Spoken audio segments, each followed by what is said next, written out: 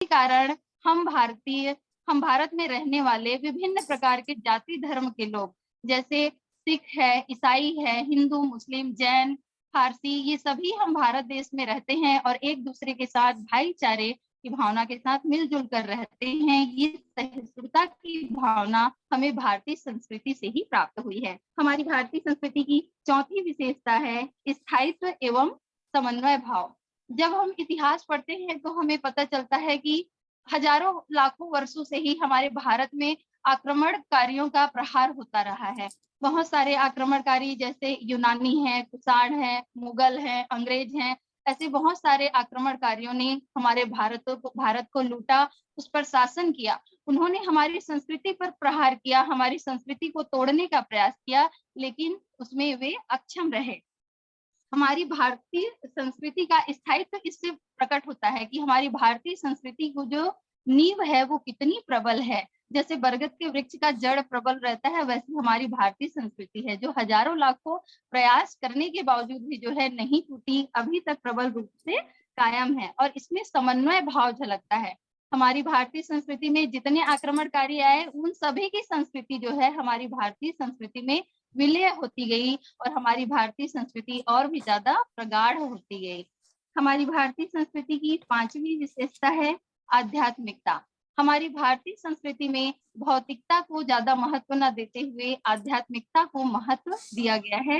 हमारी भारतीय संस्कृति जो है आध्यात्मिकता को ज्यादा महत्व देती है और यह बताती है कि शरीर और आत्मा दोनों ही एक दूसरे से भिन्न भिन्न है।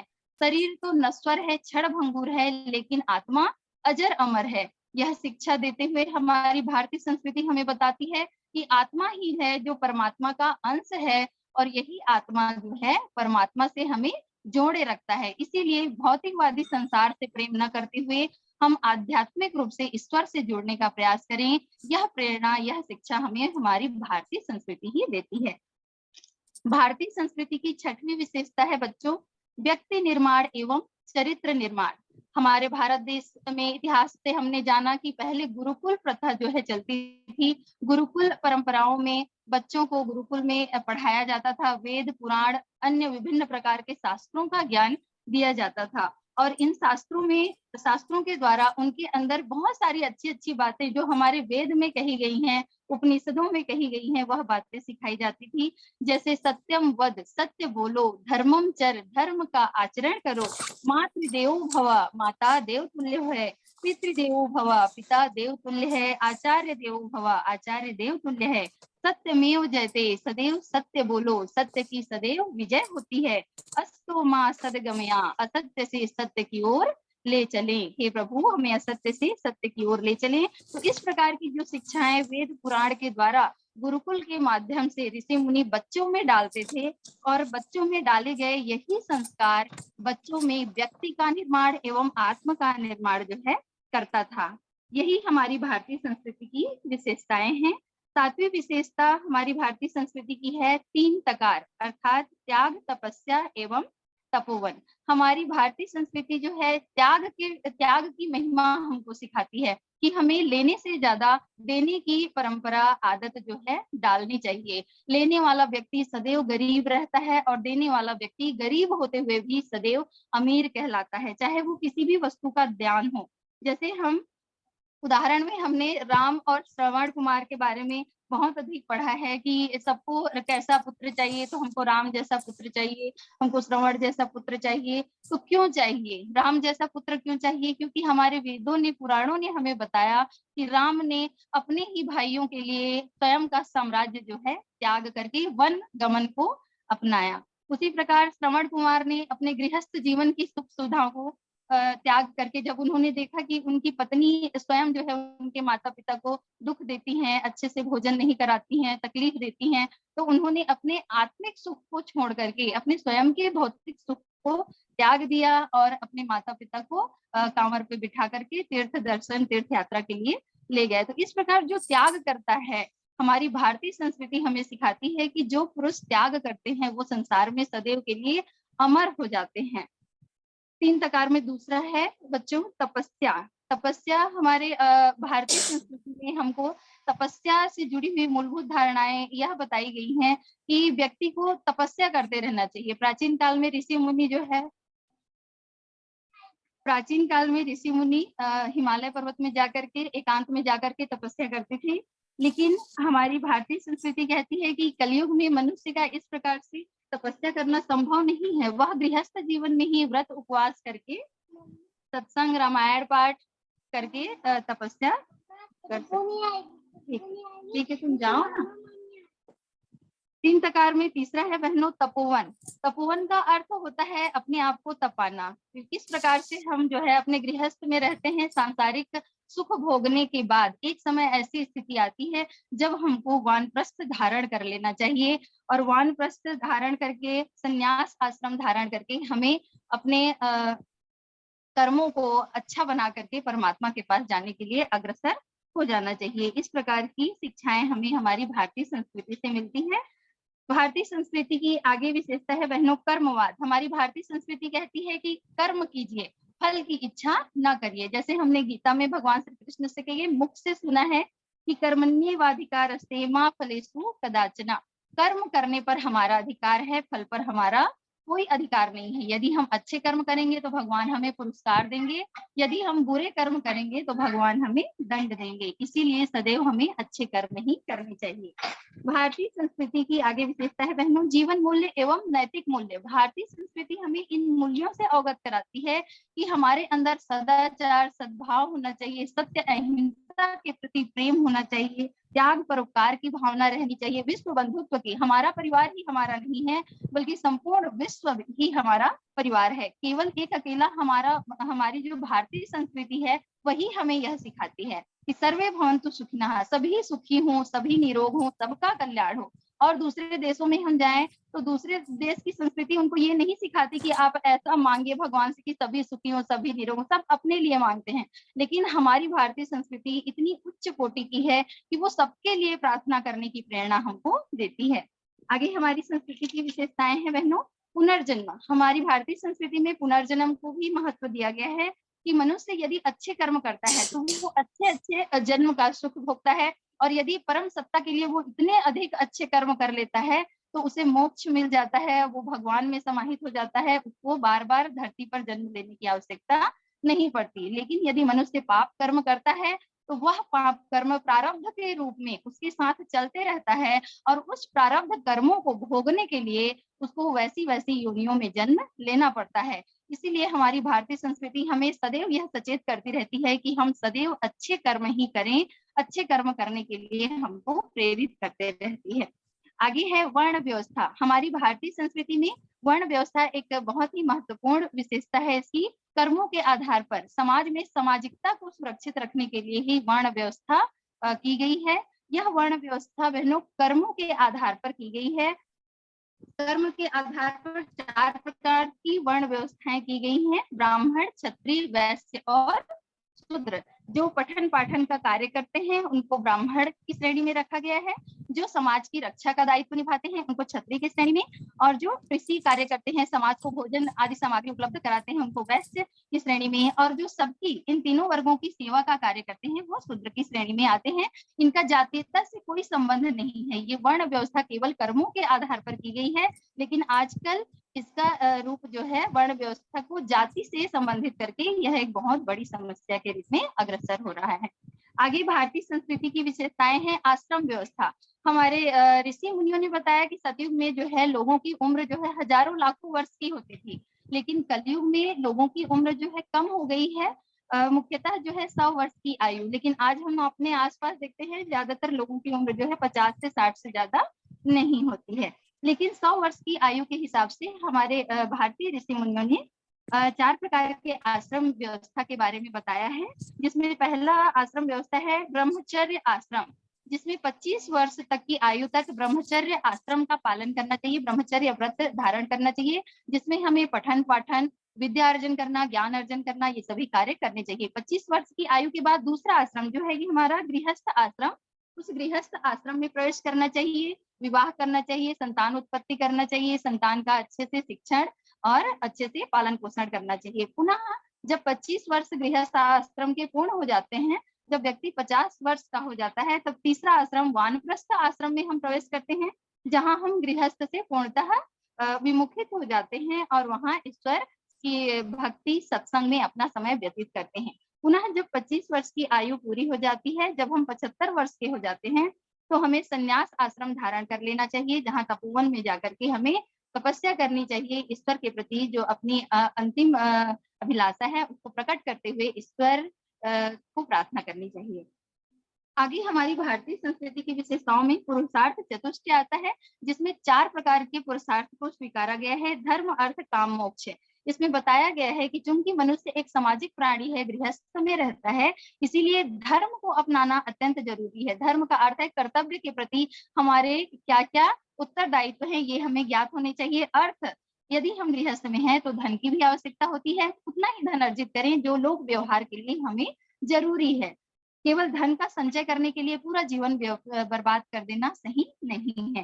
तीसरा है काम। संतान की उत्पत्ति के लिए थोड़ी बहुत कामनाएं जो है मनुष्य के अंदर रहनी चाहिए। संपूर्ण जीवन को कामनाओं और वासनाओं में बर्बाद कर देना सही नहीं है। चौथा है मोक्ष।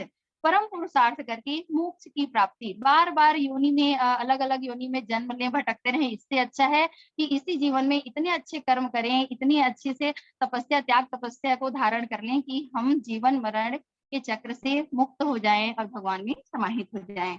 पांचवी हमारी भारतीय संस्कृति की विशेषताओं में आते हैं हम। पंच महायज्ञ। गृहस्थ में रह करके 5 यज्ञ करने चाहिए, ये हमारी भारतीय संस्कृति हमें बताती है। जिसमें पहला यज्ञ होता है ब्रह्म यज्ञ। यज्ञ के अंतर्गत पठन पाठन का कार्य, पढ़ना और पढ़ाना, समाज के कल्याण के लिए लोगों को शिक्षित करना। दूसरा है पितृ यज्ञ। अपने पितरों के तर्पण के लिए, उनके श्राद्ध के लिए गृहस्थ में रहते हुए पितृ यज्ञ जरूर करना चाहिए। तीसरा यज्ञ है देव यज्ञ। देवताओं को प्रसन्न करने के लिए होम करना चाहिए, हवन करना चाहिए, ये तीसरा यज्ञ है। चौथा है भूत यज्ञ। भूत यज्ञ का अर्थ होता है जो असहाय प्राणी है, निरीह प्राणी है, चाहे वो पशु हो या कोई भी प्राणी हो, उनकी मदद करना, उनको भोजन कराना भूत यज्ञ के अंतर्गत आता है। पांचवा है नृ यज्ञ, अर्थात हम मनुष्य योनि में जन्म लिए हैं तो आतिथ्य सत्कार हमको बहुत अच्छे से करना चाहिए। कोई भी अतिथि हमारे द्वार पर आए तो अतिथि देवो भव का भाव रखते हुए भगवान के समान उनकी पूजा अर्चना और सत्कार करना चाहिए। ये पांचों यज्ञ जो है भारतीय संस्कृति कहती है कि हमारे अंदर होने चाहिए। सबसे अंतिम विशेषता है हमारा राष्ट्रीयता, आत्मगौरव एवं विश्व बंधुत्व। क्योंकि हमने पढ़ा है जननी जन्मभूमिश्च स्वर्गादपि गरियसी। जिस माता के गर्भ से हमने जन्म लिया और जिस भूमि में हमने जन्म लिया है, उनके प्रति सदैव ऋणी रहें, कृतज्ञ रहें। अपना रोम रोम, अपने शरीर का अंतिम रक्त का बूंद भी जो है यदि उनके लिए समर्पित कर दिया जाए तब भी वह पर्याप्त नहीं होगा। इसलिए राष्ट्रीयता का भाव जो है हमारे अंदर सदैव बना रहना चाहिए। हमारी मातृभूमि, जिस भूमि में हमने जन्म लिया है, वह महान है। हमारी भारतीय संस्कृति की जो भी गौरव, जो हम गुण हैं, उनको अपने हृदय में धारण करते हुए अपना पूरा जीवन उसमें बिताएं। इसी में हमारा आत्म कल्याण है, राष्ट्र कल्याण है, समाज और संपूर्ण विश्व का कल्याण है। इस तरह से हमारी भारतीय संस्कृति की विशेषताएं यहाँ पर पूर्ण होती है। अब हम आते हैं हमारी भारतीय संस्कृति के 5 प्रमुख आधार, जिसमें सबसे पहला आधार है गुरु। हमारी भारतीय संस्कृति का पहला आधार है गुरु। हम सभी जानते हैं बहनों की माता पिता तो हमें सिर्फ जन्म देते हैं, लेकिन जीवन जीने की कला हमको केवल गुरु ही सिखाते हैं। गुरु के बिना हमारा कोई अस्तित्व नहीं रहता है, क्योंकि गुरु ही हमें प्रतिकूल परिस्थिति में भी किस प्रकार से लड़ना है, कैसे जीना है, कैसे अपना अस्तित्व बना करके चलना है, यह हमें गुरु ही सिखाता है। गुरु ब्रह्मा के समान ज्ञान का सृजन करता है, विष्णु के समान ही शिष्य के अंदर ज्ञान का पोषण करता है, रक्षण करता है, और शिव के समान ही शिष्य के अंदर की जो अज्ञानता है, अंधकार है, उसका समापन करता है। इसीलिए गुरु को ब्रह्मा विष्णु महेश की संज्ञा दी गई है। गुरु को कुम्हार की भी संज्ञा दी गई है, क्योंकि प्रत्येक मनुष्य या बच्चा जो है एक कच्चे घड़े की समान होता है। गुरु ही जो है सही रूप में उसको आकार आकृति देता है, जिससे उसका उचित मूल्य जो है निकल पाता है। यदि हमें सही आकार आकृति में नहीं ढाला जाएगा तो हमारा जीवन पूर्णतः बर्बाद हो जाएगा, नष्ट हो जाएगा। इसीलिए गुरु जो है बहुत जरूरी है। गुरु के बिना, सद्गुरु बिना ज्ञान संभव नहीं, यह बिल्कुल सच बात है। गुरु के बिना तो कुछ भी संभव नहीं है। इसीलिए आगे हम देखते हैं इतिहास के पन्नों में यदि हम पढ़ें तो गुरु के अन्य बहुत सारे उदाहरण हैं। जिस प्रकार से कुछ उदाहरण यदि मैं बताऊं, यदि एक पुस्तक है जिसमें हमने पढ़ा कि एक बालक था, साधारण सा बालक था, इधर उधर मटर गश्ती करता था, लेकिन जब उन्हें एक सद्गुरु मिले तो वह बालक जो है स्वामी विवेकानंद के रूप में संपूर्ण विश्व में प्रतिष्ठित हो गया। तो पहले उनमें इतनी चंचलता थी कि चंचलता के कारण वो भावावेश होकर के परमहंस के पास गए, बोले कि आप अपने आप को भगवान समझते हैं क्या आप सचमुच भगवान है? अब भगवान है तो मुझे दर्शन कराइए। भगवान के तो बहुत सारे हाथ होते हैं, बहुत सारे सिर होते हैं। इतना कहते ही परमहंस जी ने अपना पांव जो है उनकी छाती में रखा। छाती में रखते ही वह बालक जो है काफी घंटों के लिए समाधि में लीन हो गए। और जब समाधि में लीन होने के बाद जब वो उनको होश आया, तब वो अपने आप को स्वयं परमहंस जी के चरणों में समर्पित कर चुके थे। और जो गुरु है, शिष्य है, इतनी अच्छी समर्पित भावना से जो भी शिष्य हो, कोई भी शिष्य हो, यदि पूर्ण समर्पण के साथ गुरु के प्रति सेवा भाव रखे, उनका आज्ञा का पालन करे, पूर्णतः अपना जीवन उन पे समर्पित कर दे, तो गुरु जो है ऐसे शिष्य को निखार करके कुंदन बना देते हैं। उसी प्रकार हम जो है स्वामी समर्थ रामदास जी को देखते हैं, जिन्होंने एक साधारण से शिवा को छत्रपति शिवाजी बना दिया। चाणक्य ने दासी पुत्र को चक्रवर्ती सम्राट बना दिया, चंद्रगुप्त मौर्य बना दिया। उसी प्रकार से वाल्मीकि ऋषि ने लव कुश, एक साधारण से बालक को जिन्होंने वन में जन्म लिया था, ऐसे बालकों को शास्त्रार्थ की शिक्षा देकर के, धनुर्विद्या अस्त्र शस्त्र का ज्ञान देकर के उन्हें इतना तपस्वी ओजमयी और तेजमयी बना दिया कि साक्षात भगवान राम को भी उनसे युद्ध करने आना पड़ा। तो एक सच्चा गुरु और एक अच्छा गुरु जब मिल जाता है, तब जीवन इस प्रकार से परिवर्तित हो जाता है कि स्वयं भगवान भी हमारे जीवन को उतना नहीं निखार पाएंगे जितना एक गुरु जो है हमें निखार करके कुंदन बना देते हैं। इसी में भारतीय संस्कृति के प्रमुख आधार में ये तो हमारा हो गया प्रथम आधार गुरु। द्वितीय आधार है गौ माता। द्वितीय आधार गौ माता में हम पढ़ते हैं सर्व मंगल में गौ माता। सर्व मंगल में गौ माता इसलिए कहा जाता है क्योंकि कहीं भी जब अशुभ घटना होते रहती है या अमंगलकारी स्थिति बनती रहती है, तब हम किसी भी स्वामी या किसी बड़े प्रतिष्ठित लोगों के शरण में जाते हैं, तो वो हमें कहते हैं कि सबसे सरल तरीका, इन अमंगलों को हटाने का सबसे सरल तरीका क्या है? गौ सेवा। गौ सेवा से धर्म अर्थ काम मोक्ष जो है इतनी सहजता से प्राप्त हो जाते हैं। जैसे हमें धन चाहिए तो बोलते हैं कि लक्ष्मी की पूजा करो, ज्ञान चाहिए तो सरस्वती की पूजा करो, है ना, और शक्ति चाहिए तो माता पार्वती की पूजा करो। तो हर भगवान से कुछ ना कुछ मिलता है तो अलग अलग देवी देवताओं की पूजा करो। लेकिन यदि सब चीज सरल तरीके से प्राप्त हो जाए, एक ही बार में प्राप्त हो जाए, तो सबसे सरल तरीका सहज भाव क्या है? गौ सेवा करना। क्योंकि हम जानते हैं कि जो गौ माता होती है, उनके पूरे शरीर में 33 कोटि देवी देवता विराजित होते हैं। ब्रह्मा विष्णु महेश, लक्ष्मी सरस्वती गणेश, सब जो है गौ माता के संपूर्ण शरीर में अलग अलग स्थानों में विराजित होते हैं। तो जब हम गौ माता की सेवा करते हैं तो सारे देवी देवता प्रसन्न होकर के सबका आशीर्वाद हमको एक साथ ही मिल जाता है। और जो धर्म अर्थ काम मोक्ष, क्योंकि हम धरती पर जन्म लेते हैं, धर्म अर्थ काम मोक्ष के अलावा हम कुछ आगे सोच नहीं पाते, तो ये सारी चीजें गौ सेवा करके हमको सहज ही सुलभ ही प्राप्त हो जाती है। तो इसमें अपन जो है एक साधारण सा फायदा देखते हैं कि हमको कम खर्च में ही ज्यादा मिल जाता है, अलग अलग करने की जरूरत नहीं होती। इसीलिए गौ माता को हमारी भारतीय संस्कृति में प्रमुख स्थान दिया गया है कि यदि हम कुछ भी अच्छा चाहते हैं, सुबह सवेरे उठ करके यदि हम गौ माता के दर्शन करते हैं, तो पिछली रात तक हमने जितने भी पाप कर्म किए होंगे वो सारे धुल जाते हैं। गौ माता की एक परिक्रमा कर लेने से सभी प्रकार के सुख सुविधाओं की प्राप्ति होती है, भविष्य उज्जवल हो जाता है। तो इस प्रकार से गौ माता जो है हमारे लिए बहुत ही ज्यादा मंगलदायी है। एक कथा आती है कि एक भूतहा प्रेस था, एक व्यक्ति ने सस्ते दाम पर उसे खरीद लिया था। उसमें जो है रात में अजीब अजीब आवाजें सुनाई देती थी, मशीन अपने आप ही चलने लगते थे। तो वह व्यक्ति बड़ा परेशान हो गया, क्योंकि अपनी सारी धन संपदा लगा करके उसने वह प्रेस जो है खरीद लिया था। फिर उसके मन में विचार आया किसी धर्मात्मा से अपने कष्टों का निवारण करवाऊं। जब वो धर्मात्मा के पास गए तो उन्होंने कहा कि यदि ऐसी समस्या आ रही है तो तुम एक काम करो, उस प्रेस में कार्य करने से पूर्व पूर्व वहां गौ पालन का काम शुरू करवाओ। गौ पालन करो, गायों को अच्छे से दुग्ध पीने दो, केवल दूध बेचने के इरादे से गौ पालन नहीं करना है, गौ सेवा करो। और बाल कृष्ण का मंदिर बनवाओ, ऐसा करके उन्होंने कई महीनों तक जो है गौ पालन करना शुरू किया। धीरे धीरे वहां का अमंगल दूर हुआ, मंगलकारी स्थिति बनी, नई नई मशीनें आई और जो आवाजें आती थी मशीन रात में जो अपने आप चलने लगती थी वो सभी बंद हो गए। चारों तरफ खुशहाली छा गई और वह प्रेस जो है दिन दुनी और रात चौगुनी तरक्की करने लगा। तो इस प्रकार से किसी अन्य देवी देवताओं की साधना करने के बजाय यदि हम सहज तरीका गौ पालन का अपनाते हैं, क्योंकि गौ में इतनी महत्ता है कि स्वयं भगवान कृष्ण ने गौ सेवा की थी। जब भगवान मनुष्य रूप में आए तो गौ सेवा करके इतने धन्य हो गए कि अमृत वाणी उनके मुख से निकली और गीता का पदार्पण हुआ। तो सोचिए हम स्वयं तुच्छ मनुष्य भी जब गौ सेवा करेंगे तो हमको जन्म मरण से तो ऐसे ही मोक्ष की प्राप्ति हो जाएगी। तो ये जो है भारतीय संस्कृति के 5 आधार मैं पूरी नहीं कर पाई हूँ, समय का जो अभाव रहा उसके लिए मैं दीदी जारी रखिए।